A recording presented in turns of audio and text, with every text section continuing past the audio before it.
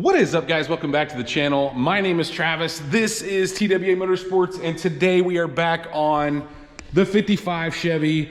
I know in the last video I was kind of a Debbie Downer, but I was bummed, guys. You know, you get all this stuff off, you're ready to go back together with new parts, you find the crack in the frame. That is where we left off. I was so bummed. So in the meantime, I have been shopping different frames, front clips, you name it. I've looked at it, and ultimately, guys, I have decided to use the stock frame.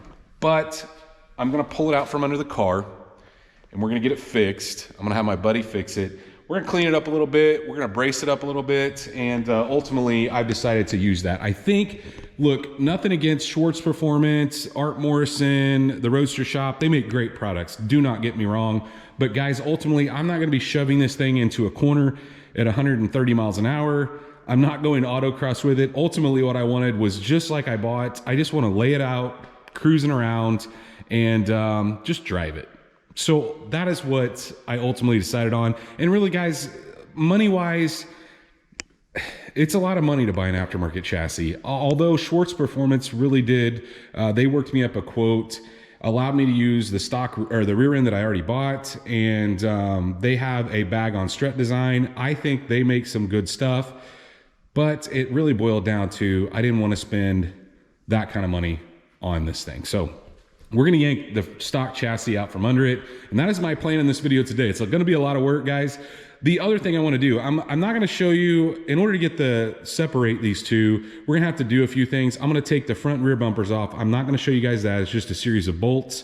But I want to get that out of the way. I'm also probably going to drop the exhaust at least down. I may not take it completely out because I don't want to take the rear end out, but I think I'm going to need it out of the way because I want to test fit the 6-liter that we're going to be using in this car.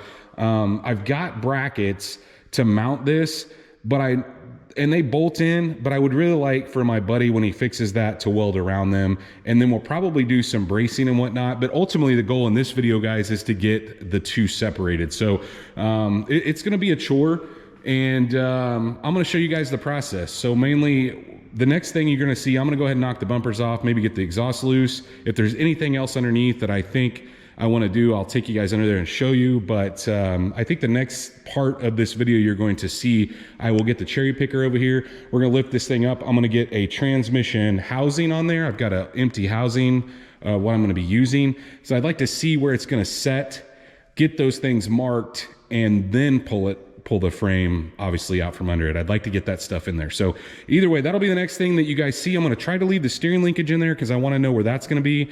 But in order to get the body off, you're going to see some more stuff that we're going to have to take off. Let's get started with those bumpers and then cut to where we are ready to drop the motor kind of temporarily in there. At this point, I've taken quite a bit of stuff off camera. So we've got the front bumper off, the rear bumper off. Like I said, I wasn't going to show you guys that because it's, for one, there's random bolts in it. A majority of them were matching, but the back one, it got kind of weird. Aside from that, though, took the shocks loose in the back. I've got this thing setting as level as I can get it, but here's where we're at. I got the exhaust out, and look, I got to get back to look how long these are. I had to open the garage door to get them out from under the car. I mean, it's insane. I bet they're every bit of 17 feet long.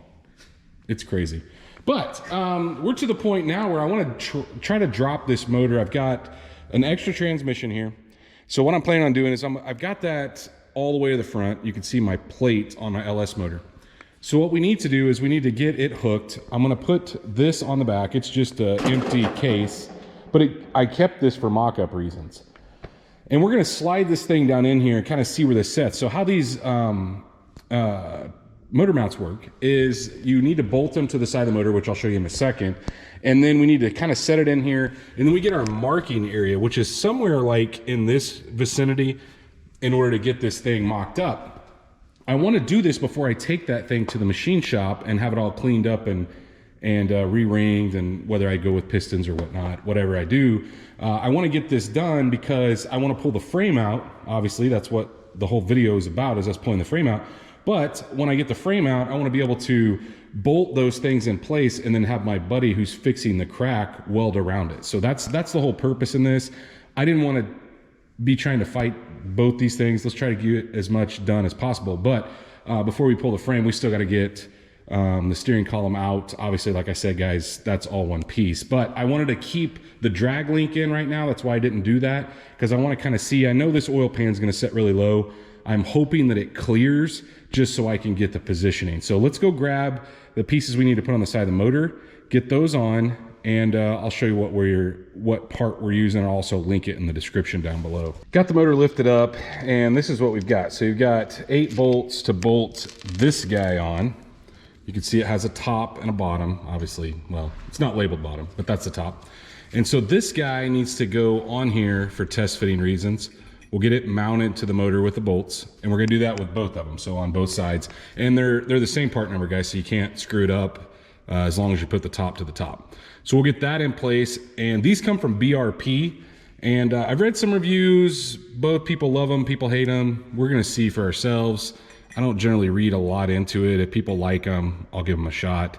I didn't want to come up with something, trying to make something. So either way, let's get these bolted on, and then we'll grab the second piece, which is what goes up against the frame.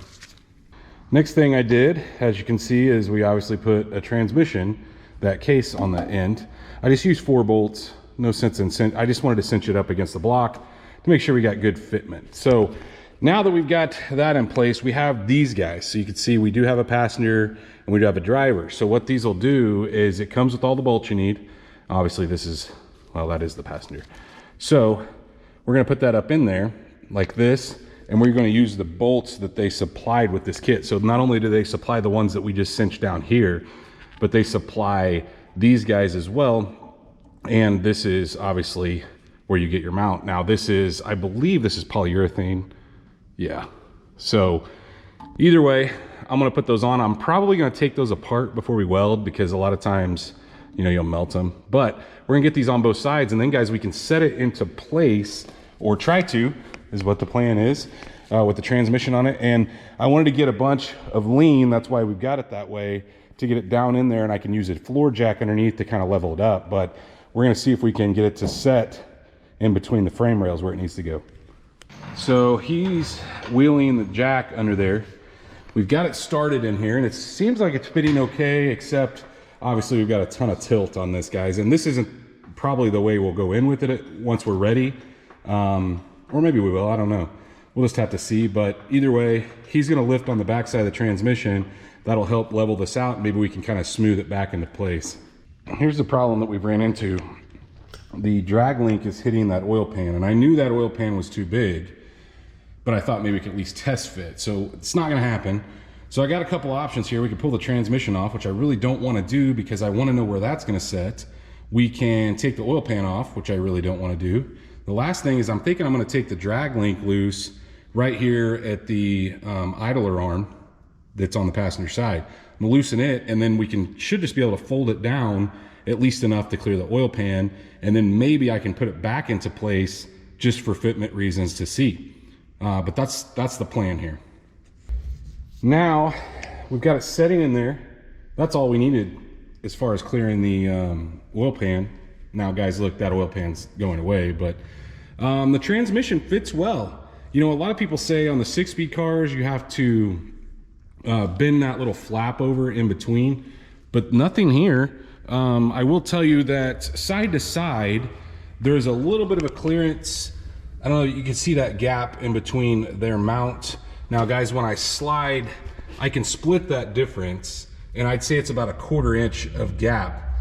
If I move it over, let's say to the right, this one kind of falls out of place, but I've had my hand on both sides, and I really think, guys, we could just split the difference here. So at this point, I'm just gonna mark that, and then we are going to yank this thing back out.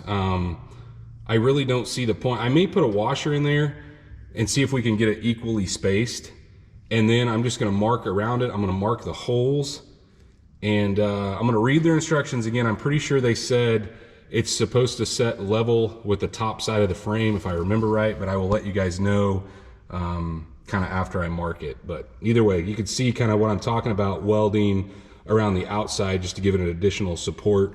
Some of the complaints that people had were this gap between the two. Guys, look, I'm sure these frames were manufactured in different spots, and maybe if they weren't, you know, look, things weren't quite as you know, robotic back then. So they're, you know, frames could have variances. The other thing the complaint is the bolt. You can't get your hand back to put the nut on the inside. I still think you're gonna have gobs of room. And I'm basically butting these up against the rivets, the stock frame rivets that you see there. So that's kind of how I'm aligning it. But like I said, I'm gonna read through the instructions once again. Just, it's always nice to double and triple check things. And then we'll mark and get this thing out. I've decided, instead of marking those and going ahead and drilling them now that we know it fits, like as far as firewall clearance and whatnot, I'm just gonna lift this thing back out, and we are going to do that with the frame out of the car for a couple reasons. One, I wanna get it more level, and I just can't get it positioned to where I want it, and I wanna make sure that everything fits good. So I'm gonna lift this motor back out of here off camera, get it set over to the side, and then we're gonna continue our progress. I gotta get the steering column out. I'd really like to go ahead and get the brake booster out. So we're gonna experiment how to get this out. I know that the shaft, it runs all the way into the car, so I don't know if we have to unbolt some stuff at the bottom and then pull the steering shaft out. We're just gonna have to try to figure it out, because I do know that for a fact this does not separate up here. We basically have to pull the column off. Got some of the bolts out here, which were like 1/2 inch around the column itself, after getting the motor out obviously and sitting over there. Now we're working on the steering wheel because we got to get it loose. There was a 7/16 to get the cap off, and now he's taking the Phillips out to hold the horn ring, and then we'll see what size we need to get the actual steering shaft loose. There's a big nut on the end, probably a 3/4 if I had to guess. Got the steering column out. Now he's working on getting, there's like a closeout panel. If you guys can see these little deals here, he's pulling those out. See, he's working on that one down there. There's 4 of them that kind of hold this little panel in place, which I don't think we'll probably need, but we may. So we'll keep that stuff. We're keeping all this stuff, but ultimately we're trying to bag it and keep it with, you know, steering column related stuff. Continuing with our progress of trying to get the frame separated here, we need to undo, if you guys can see that, there is just one little line there that holds the gas like filler neck to the body. I don't see any other connection point other than that one, but I need to get that loose. It looks to be a 1/2 inch. So we're gonna get that out of there, and then we're gonna crawl underneath and see what's required, because here's ultimately the thing, guys. It's gonna hook, the original tank hooks to the body, but I wanna alleviate as much like weight on the car as possible. And I have no idea how much is in the tank. We may get a surprise there, but let's get this out, and then we'll get underneath and see what's next. Check this out. We got the filler neck loose, but at the very middle back there, there's a drain. How awesome is that? I wish the newer stuff had that, but we're gonna get that started. I've got a pan right here, so we're gonna lay the pan under there, get it draining, but then this looks like 9/16 to just take the straps down. I really think, guys, it'll be way easier on me.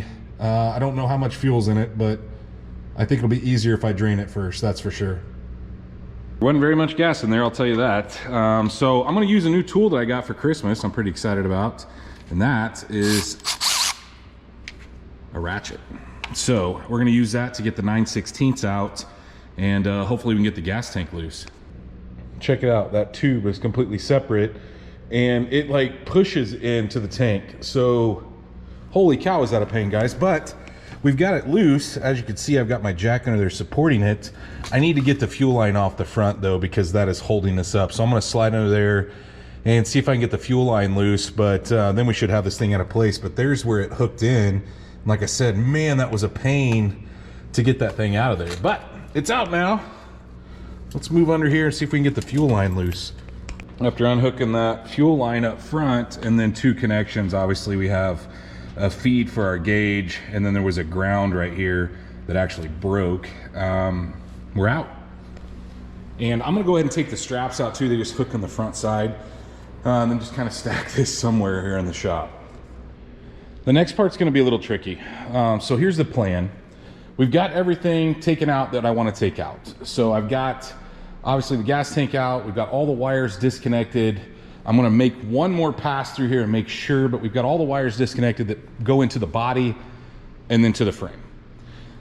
here's what my plan is. You can see my my 4x4 posts. I've got two 4x4 posts that are 8 foot long, and I've got some cinder blocks. Now, a lot of people use 4. Here's what I think. Because we're gonna have the wheels off, a lot of people use 4 because if you get it up on 4, you're able to roll the chassis out from under it with the stock wheels in place. I'm not gonna do it that way. We obviously don't have any front suspension on because that's the way we started. So here's my plan, is I'm going to get the back of it up. Basically, we're gonna get it high enough with the jack stands in the front and the back to hopefully clear those posts. Now, if I have to put them through the bricks, I'd rather not. I was wanting to set them on top, and then I've got some rubber pads that we're gonna set the body on once we get it up out of place. Now, how are we gonna get it off, basically off the frame? Well, I'm gonna use my cherry picker, and I may end up borrowing my neighbor's, so I have 2, but I'm planning on going through and starting to unbolt the body mounts. So all the way through, they should be a cage nut on the top side. We should be able to get the bottom out, and I'll show you guys that here in a minute because there's several of them.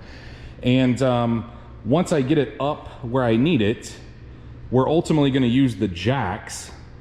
So 2 jacks, one in the front and one in the back, to gradually let the frame out from under it while we're holding the front with the cherry picker, if that makes sense. Once we get it, the frame down far enough, we can slide that board under and it'll be supported on the bricks.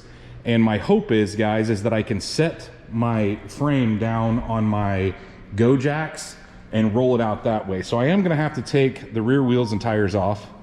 Obviously the frame kicks up there, so we have to get it far enough down that we clear that.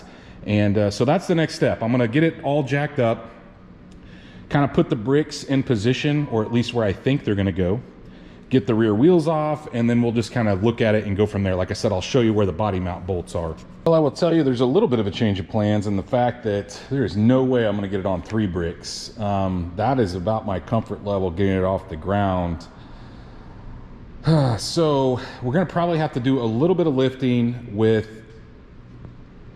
the cherry picker. And while we're lifting, obviously we're gonna be dropping the jacks and the jack stand. So we'll just kind of work our way slowly through this. But putting it through that right there is not gonna be low enough, or sorry, high enough in order to get the frame out. There's absolutely no way you're gonna roll it out that way. So like I said, I still have to take the back brakes off, but I've got it supported by jack stands here. And then on the rear end, I may even have to pull the rear end out as this process goes along. But I've got about enough room right here to slide that under. I'm just gonna have to lift it up maybe an inch or 2 on the front when we're going to separate it. But now I'm gonna knock those back wheels off, and then we'll show you guys where the actual bolts are that mount the body. I started back here getting this one out, which you can see the hole right here. That one was 3/4 on the bottom side.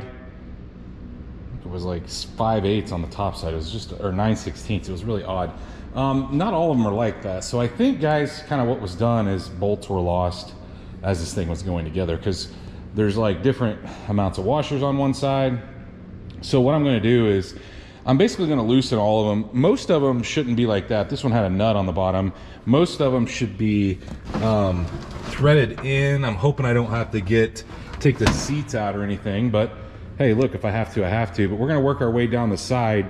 There's some on the inside and outside of the frame, so we just gotta kind of work our way forward. Now, I don't have anything supported here. It's literally, the body itself is setting on the frame, so I'm just relying on gravity to keep that thing together until obviously we, I mean, it's supported by 2 jacks and 4 jack stands, so I don't think we're gonna have any issue, but just be careful, guys, because I don't have the ability to lift it yet. I don't have the other lift here, and I'm trying to figure out an attachment point. I may even use my jacks right here. I just don't know yet. So either way, we're gonna work our way down and get some more of these bolts out. The next set are, so we've got the very back ones like you guys saw. Then we're gonna come right here, and on the inner side there are 2 more. These may require me taking the seats out, but we're just gonna give it a shot. At first I was kind of leaving them where they go, so we just worked our way. We've got them all out at this point, but they're all the same size, so I can kind of put them in a bag. We'll know that the back ones are different. The front ones, the two front ones are, the bolt comes through on the top side, which you can actually see both of them on the top side here. At least you can see one of them there. I don't know if you can see the other one or not. It's gonna be kind of tough to see. I think the carpet's gonna have to peel back to get that one, but we've got them all out, or at least all loose. So the body itself is setting loose. It's just setting loosely on the frame. Now, look, it's, you know, probably stuck on those, but I will tell you guys, we're gonna have to take this panel out here. I know a lot of people said, hey, take the sheet metal off the front, but I don't have anywhere to set it that's gonna keep it from getting scratched or out of the way. So for now, I'm just gonna go ahead and take these three out, and then there's two on the bottom to get this panel out, because it connects kind of to the frame and the body. So we don't wanna have any issues when we're lifting it off, you know, hitting anything. You know, chances are it probably would be better, but like I said, guys, I just don't have the room right now. So we're gonna get those out, and then we're ready, guys, to see if we can get this thing off here. Decided to do in the back, we're going to use these guys.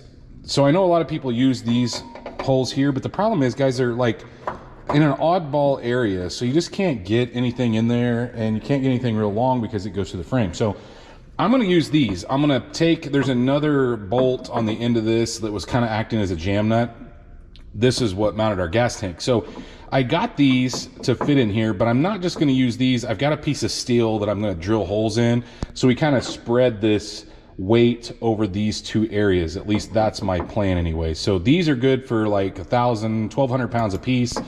The back of this car does not weigh 1,200 pounds, at least with, you know, with the frame not hooked to it. So that is my plan. I'll kind of show you guys once I get it all rigged up, but then I may go ahead and lift the back of this thing and get one of the 4x in place, and then we'll move to the front. What I'm trying to do is not having to drag another cherry picker over from my neighbor's house, and the weather's kind of crappy. So that's the plan anyway.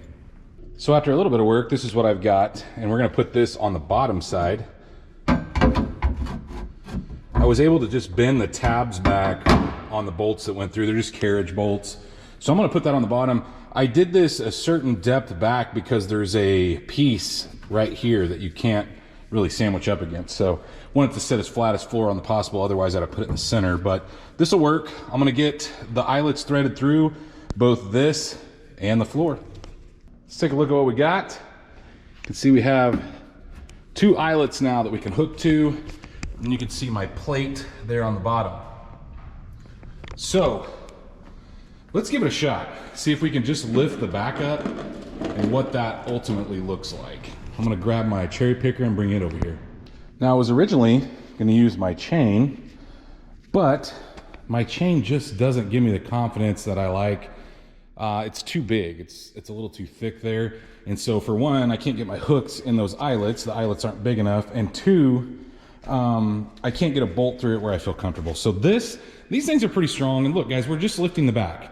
And we got everything supported, so if for some reason it starts not to lift it or something goes you know, haywire, we can always set it back down and start over. So we're gonna attempt to lift, like I said, just the body on the front, or sorry, on the back here, and just see where it goes.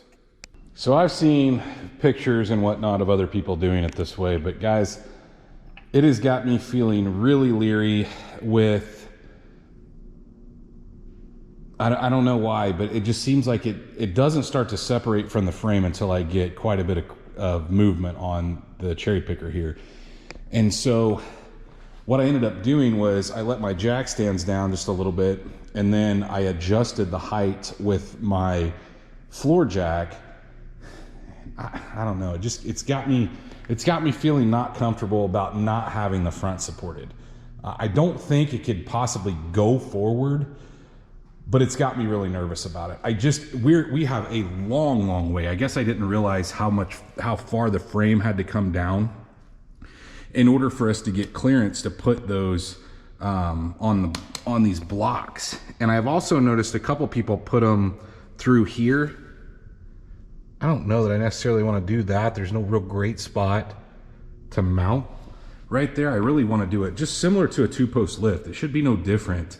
We would put all our weight here and all our weight there, since there's essentially no weight on the front or the back. So I still think I'm gonna go with that initial plan, but like I said, I have seen them People line them up like right here, but maybe that's, you know, on cars that are maybe more front heavy or whatnot. I don't know. But either way, I'm really thinking I'm gonna keep going back and forth, and I may cut in and show you guys as I go, but it's got me, I'm kind of a nervous wreck out here doing this. So what I may do is I may just go ahead and go get my neighbor's engine jack or engine hoist and do it that way. It would just it sure would make me feel better if I had some support on the front at the same time that I had support on the back. And for the front, we're going to be taking these bolts out and using the hood latches or the hood hinges in order to bolt something between those and lift in the front. I don't want it swinging like a pendulum. I really want the other one just for support, not for lifting them both at the same time. So I'm conjuring up another plan. I've been sitting out here thinking about this before I went and got the other one. And here's what I'm thinking. We're ultimately going to be setting on the rockers anyway. Okay, so for the most part, we're setting on the rockers. My plan was to use those 4x to go right under the door here. So like right behind there, about where the body mount is. Go across, set it on that one, and same way here, go across, sit on that one. But a couple pictures that I've seen on the trifive forums, guys, and ultimately, if I had a 4-post lift, this is the way I would do it. I would lift it, I would swing my arm under right here under the rocker, I would swing it there under the rocker, and I say 4-post, I mean 2-post lift. That's how I would lift it off, and that's how all these shops do it. So what is the difference if I just lift this thing up, set my 4x4 post front to back, so basically running the entire side of the rocker? I feel like that might give me a little more support actually than just a fulcrum point here and back there. And so that's what I'm thinking. So I got these foam pads, you could see those setting on top here. So what I'm thinking I may do is I'm going to lift it up a little more where I can get the bricks under and the 4x4 on top of them, and then possibly start to lift the body, or sorry, drop the frame down and see kind of what happens. You know, now we're dealing with a lot more weight than a lot of these guys do because we have full interior, we have the glass, but I have seen this done several times. The Roadster shop, as a matter of fact, I saw they had one on the lift with all the interior, the whole thing, and they pulled the frame out from under on a 2-post lift. So like I said, I don't see any difference. So this may be what I do. I think I'm gonna lift it up a little more, and we're just gonna kind of experiment here. Okay, tell me something, guys. How is this any different from a 4-post lift right here, what I'm doing? Trying to get this pad so we're not completely smashed. I mean, this is gonna cut through it, but I think it'll kind of straddle it. This may work, guys. We're gonna give it a shot just to see what happens. I'm gonna slowly start to let the frame down, and we'll just kind of go from there. I'm gonna leave the jack stands under it. Move this one back to about right here. I'm gonna do the same thing on the other side. Front is touching. The frame actually started to come down a little. You can see, got a little clearance here. I've still got the jack stands under there just for safety.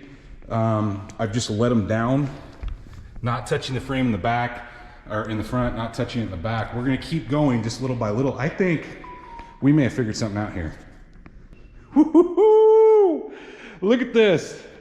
This is really exciting. This thing is super solid, guys. You can see that we've got the frame way down. This is enough room to drag it out the back. I don't think because of this piece right here, we could get it out the front. I don't know, maybe, but we'd probably have to take the axle out. I don't think we could do it with it in. I just don't think there's any way. The problem is the axle's like how we were lifting, which, you know, that makes life a little easier when it's like that. But either way, if I have to pull it out backwards, I can. I still think I can sneak it by the Trans Am and whatnot back there. I only have to get it to like the end of this brick right here. But guys, the only thing I had to do, I'll tell you, is I had to move the brick out. We'll roll around here. I'm getting lazy.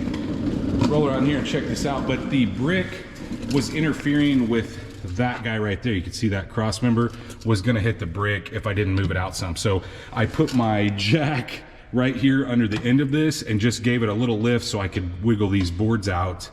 But ultimately I can go ahead and pull the jack stands out and let this thing the rest of the way down. Like I said, guys, it is super solid. I was shaking around on it, kind of on the door handles and whatnot. This is no different. I don't know why I didn't think of this earlier. Okay, we have it out. We just used 2 jack stands, jacks. My son came out here finally and helped.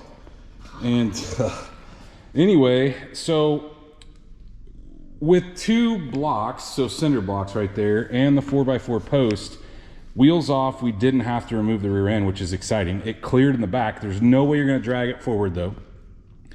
So obviously we got the Trans Am and stuff in the way, but we had just enough room to eke this thing out. Now I have the ability to swing it that way and get it out the garage door and off to get fixed. And at the same time we fix it, we're probably gonna dress it up a little bit, maybe paint the frame. The frame's actually in good shape everywhere else other than that front spot. Got this thing slid over here now, out of the way. I was actually able to sneak it without moving anything. But guys, I am extremely excited about this.